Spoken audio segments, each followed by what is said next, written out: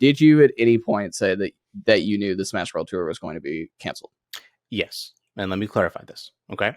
So first of all, they every TO in the beginning would ask me, the Panda Cup's happening, right? What does that mean for Smash World Tour? I was then put into a position. Do I be honest with them? Tell them what I know? Or do I hide it from them? And what did you know, to be clear? So I knew for a very long time that Nintendo was not fond of the Smash World Tour and what they were doing. They came up in conversations before in the past Nintendo, and the words cease and desist were used multiple times. I was under the full impression that the Smash World Tour was going to be the target for one of Nintendo's few times that they were going to, stop something from happening in the community. And they asked me. So like I said, I could have hid that I knew, but I wanted them to trust me. Exactly as he's saying. I wanted them to trust me, so I didn't want to hide anything from them. I wanted to show them that this is what I know, right? I did not take any action to shut down Smash World Tour, ever, period, at any point. Okay, in fact, I did the opposite. Every time it was mentioned by Nintendo, I said that would be a very bad idea. Please do not do that. Okay, because I know that it would harm the community. It would harm us. VGBC events were also not given licenses. And what's funny is, I had a to-do list, a sticky note, okay, on my monitor. And on the sticky note, I had a to-do list to things to do with Nintendo and talking with them and meetings with them, so we met often.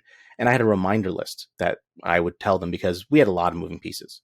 So I would say every 2 weeks, I would do the reminder list. And on the reminder list was, please consider licensing VGBC events. I would love to work with them someday. I reminded Nintendo and told them over and over again that we would like them to license VGBC events from our perspective, which goes to show you how much pull I actually had at Nintendo, which was not very much. Because did they give you a rationale as to why they didn't do that, though? No, they did not. And also keep in mind that from my perspective, right, from what I was hearing from them, I did believe that the Smash World Tour would be told not to continue, almost more imminent. Now, I'd only really told about 4 to 5 TOs about this, and this is all in the very beginning. And the reason was, like I said, number one, they asked me, so I wanted to be honest and transparent with them. Number two was that in the very beginning, and I put this in my statement, Nintendo was not able to issue licenses to events that were part of an unlicensed circuit. I was only able to work with licensed events, right? So that meant that I couldn't work with events that were on Smash World Tour in the beginning. That was not our design. That was not my choice. Okay. And there was only one event actually that was within our launch window that we actually wanted that was on Smash World Tour. And they said very respectfully, and that was Gommel. They said, we already promised Smash World, like we want to join Panda Cup, but we already promised Smash World Tour we'd be on their circuit, and we don't want to go back on that. And I said, okay, I totally understand, and that's fine. And they actually helped me. They actually helped talk to Nintendo, because they had direct contact with Nintendo as well, to convince them to overturn that and make that restriction not the case anymore. It took about 6 weeks. And by early mid-May, I believe, that was lifted. And as soon as that was lifted, awesome. I was happy. Gommel said, yep, we would love to join. Great. And then other TOs that asked me later on said, we're on the Panda Cup. Hey, do you mind if we join Smash World Tour? I would tell them, yeah, absolutely. Do what is best for your event. I want you to do everything you can. And I told many TOs after that was lifted, I do not consider the Smash World Tour a competitor. And this became one of my canned phrases.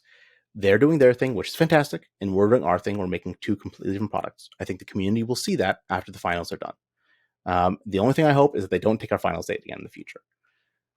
So that was it.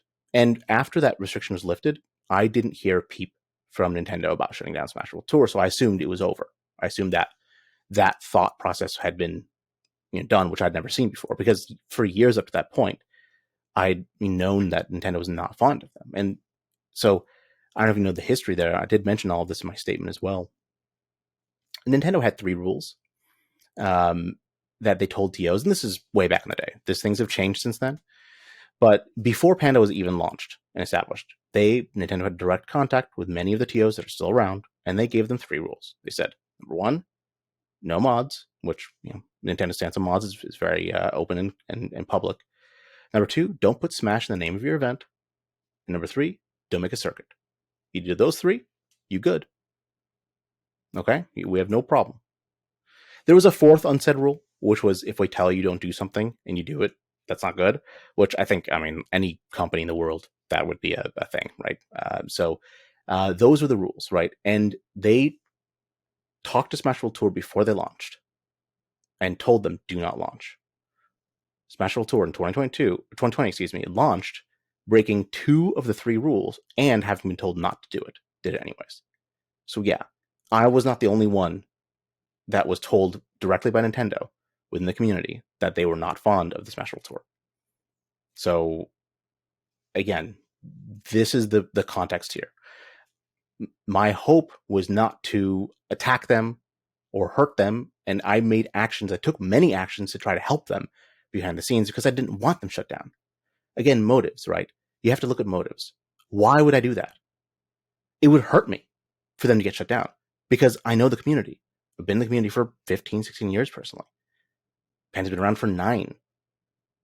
The community will be very mad if Smash Bros. Was shut down. So I tried very hard and told Nintendo over and over again, please don't do that. I don't control a multi-trillion-dollar company. All I can do is advocate behind the scenes.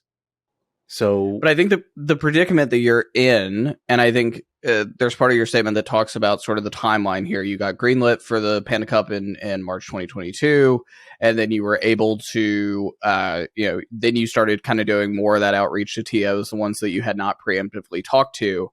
I understand from the perspective of a tournament organizer, especially, again, because these are not major, or a lot of them are not major organizations with a lot of people, this is sometimes their side gig or whatever. They have full-time jobs outside of this. It's not something that can make them a living, even the top, for some of the biggest events.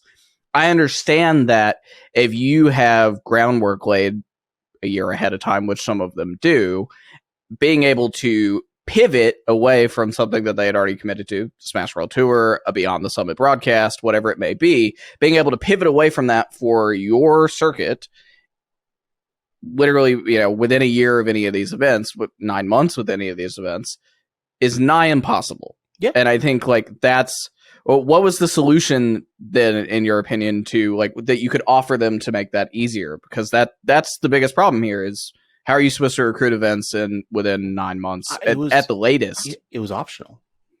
Joining the Panda Cup was optional. I didn't need every event in the world to join us.